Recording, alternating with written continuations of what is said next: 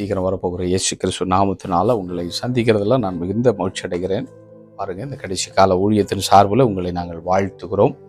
கர்த்தருடைய வார்த்தைப்படியாய் சொல்லுகிறது, மீகா 4வது அதிகாரம் 1வது வசனம். ஆனாலும் கடைசி நாட்களில் கர்த்தருடைய ஆலயமாகிய பர்வதங்களின் கொடுமுடியிலே ஸ்தாபிக்கப்பட்டு மலைகளுக்கு மேலாய் உயர்த்தப்பட்டிருக்கும் எல்லா ஜாதிகளும் அதனிடத்திற்கு ஓடி வருவார்கள் என்று சொல்லி கர்த்தருடைய வார்த்தை சொல்கிறது. ஒரு வார்த்தை ஜெபிக்கலாம். பரிசுத்த பிதாவே, இந்த நல்ல வேளைக்காய் நன்றியப்பா. நீர் எங்களோடு பேசுங்க. உங்களுடைய வார்த்தையில ஜீவன் இருக்கிறது, வல்லமை இருக்கிறது, ஆசீர்வாதம் உண்டு, விடுதலை உண்டு என்பதை நாங்கள் அறிந்திருக்கிறோம். கர்த்தர் எங்களோடு பேசி உங்களுடைய வருகைக்காக எங்களை ஆயத்தப்படுத்தும். இயேசு நாமத்தில் பிதாவே, ஆமென். பாருங்க அன்புக்குரிய கர்த்தருடைய பிள்ளைகளை, நம்ம கேட்டதான கர்த்தருடைய வார்த்தை மீகாவை குறித்து நம்ம பார்க்கும்போது சுமார் கிமு 7வது நூற்றாண்டில் எழுதப்பட்டதான கர்த்தருடைய வார்த்தை என்று சொல்லி மீகாவை குறித்து நம்ம பார்க்கிறோம். அப்போ மீகா அநேக காரியங்கள் ஆண்டோட 2ஆம் வருகை குறித்ததான அநேக வெளிப்பாடுகளை பெற்ற ஒரு ஊழியக்காரராக சுமார் கிமு 700வது வருடத்திலும் கர்த்தருடைய ஊழியக்காரராக கர்த்தர் ஒரு தீர்க்கதரிசியாக முத்திரித்திருந்தார் என்று சொல்லி இந்த அதிகாரத்தை நீங்கள் படித்தால் தெரிந்து கொள்ள முடிகிறது. அவர் முதல் நூற்றாண்டில், அதாவது முதல் வருகை குறித்து, ஏசப்பாவுடைய முதல் வருகை குறித்து பேசியிருக்கிறார், உண்மைதான்.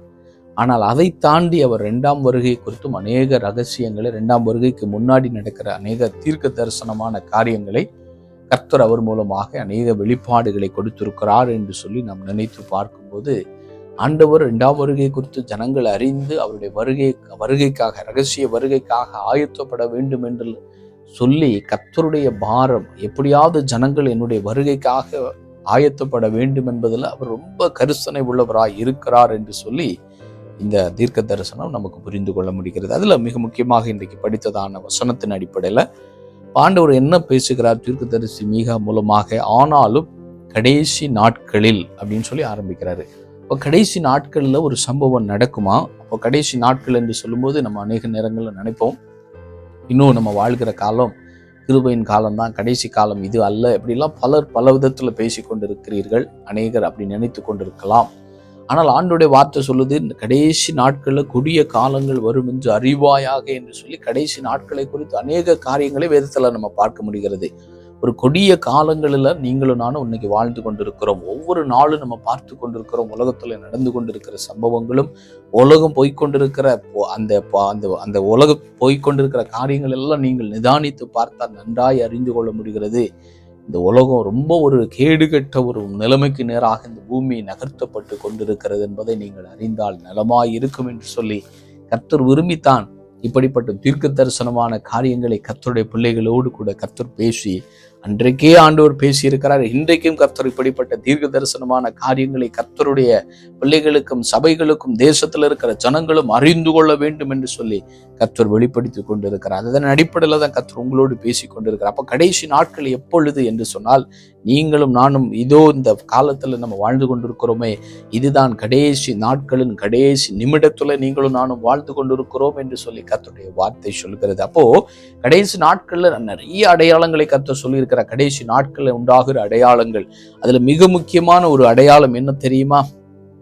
ஆனாலும் கடைசி நாட்களில் கர்த்தருடைய ஆலயமாகிய பர்வதங்களின் கொடுமுடியிலே ஸ்தாபிக்கப்பட்டு என்று சொல்லப்பட்டு கர்த்தருடைய ஆலயத்தை குறித்து சொல்லப்பட்டிருக்கு. அப்போ கர்த்தருடைய ஆலயம் என்று சொல்லும்போது ஆவிக்குரிய விதத்துல நீங்கள் புரிந்து கொள்ள வேண்டுமானால், கர்த்தருடைய ஆலயம் யாரு? நீங்களும் நானும் தான் கர்த்தருடைய ஆலயமா இருக்கிறோம் என்று சொல்லி கர்த்தர் சொல்றாரு. இது கைவேலை இல்லாதபடிக்கு கர்த்தர் உருவாக்கின கர்த்தருடைய ஆலயம், அதாவது நீங்களும் நானும் தான் கர்த்தருடைய ஆலயம் என்று சொல்லப்பட்டிருக்கு. இது ஸ்பிரிச்சுவலான ஒரு அண்டர்ஸ்டாண்டிங்ல. ஆனால் லிட்டரலா பாத்தீங்கன்னா கர்த்தருடைய ஆலயம் என்று சொல்லுகிறது எருசலேம் ஆலயத்தை குறித்து கர்த்தர் இங்க பேசுகிறார்.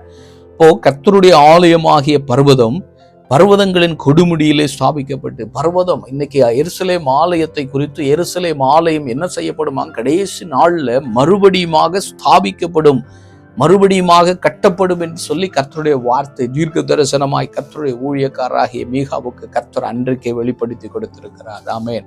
இது ஏசாயால நீங்க பார்த்தாலும் இதே தீர்க்க தரிசனத்தை 2வது அதிகாரத்துல நீங்க பார்க்க முடியும். ஆண்டவர் பேசினார்.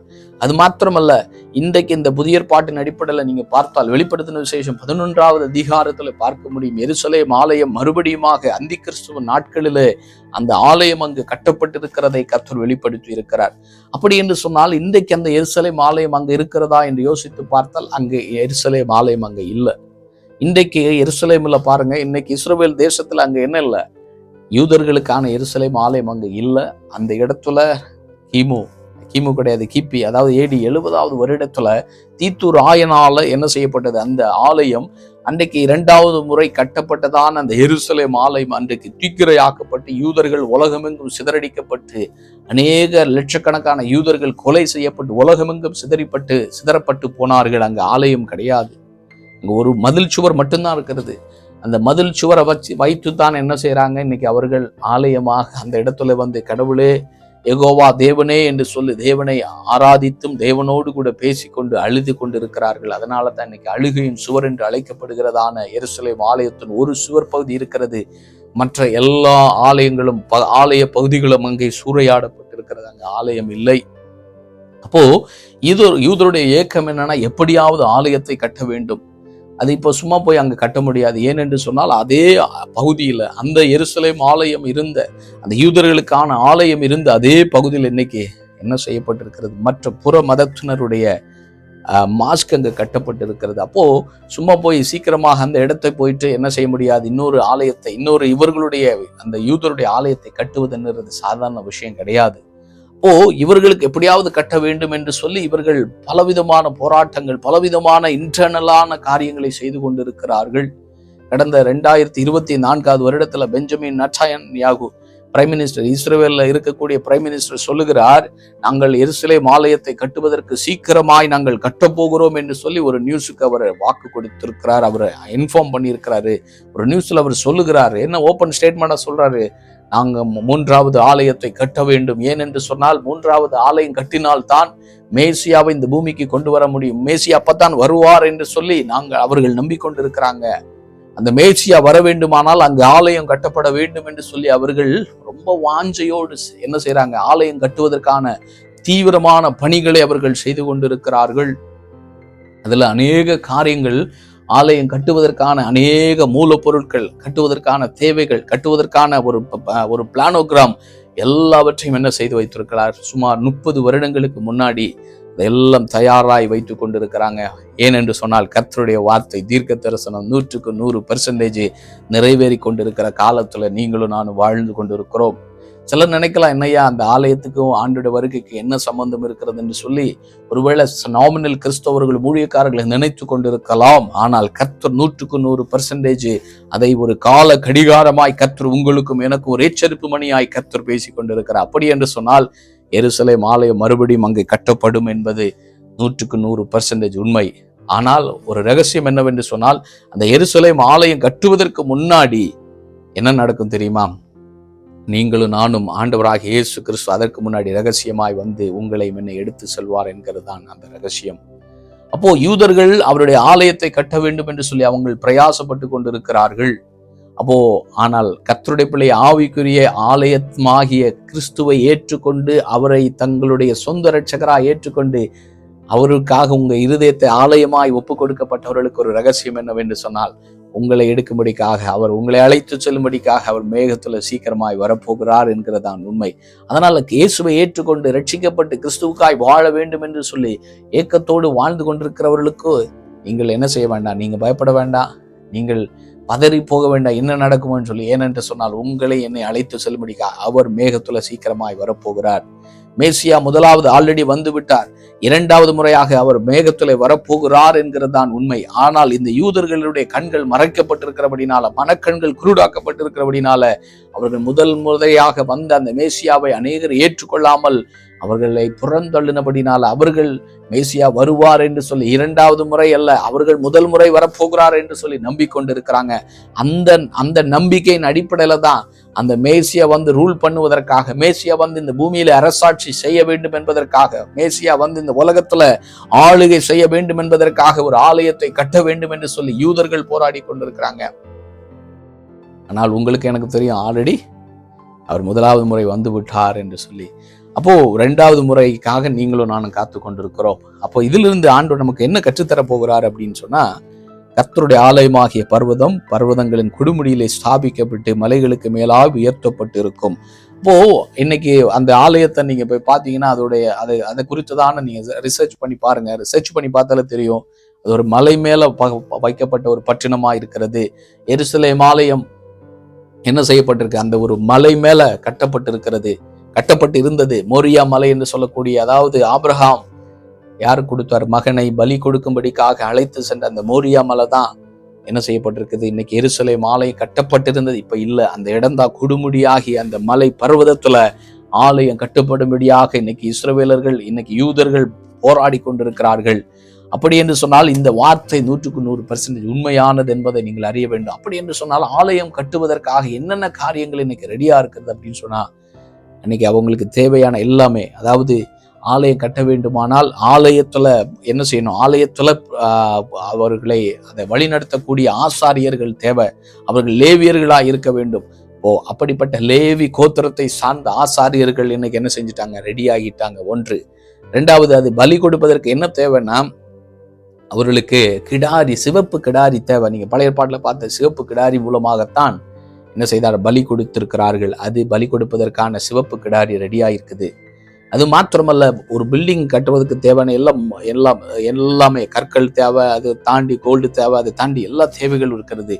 அதற்கு தேவையான எல்லா வரைபடங்களோடு கூட சேர்ந்து ஜெருசலேம் டெம்பிள் இன்ஸ்டிடியூட் என்று சொல்லி 30 வருடங்களுக்கு முன்னாடி என்ன செய்திருக்கிறாங்க? அதெல்லாம் ரெடி பண்ணி அவர்கள் என்ன செஞ்சிருக்கிறாங்க? அதற்கான வரைபடத்தோடு கூட அவர்கள் காத்திருக்கிறாங்க, வேலைக்காய் காத்திருக்கிறார்கள்.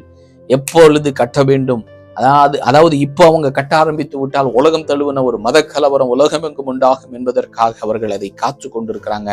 2 சம்பவம் நடக்கும். 1, இந்த அதாவது அந்தி கிறிஸ்து என்று சொல்லக்கூடிய மனிதன் தன்னை ஒரு கடவுளாக தன்னை காண்பித்து பூமிக்கு சமாதானத்தை கொடுக்க வேண்டும் என்று சொல்லி ஒருவன் இந்த பூமிக்கு வரப்போகிறான்.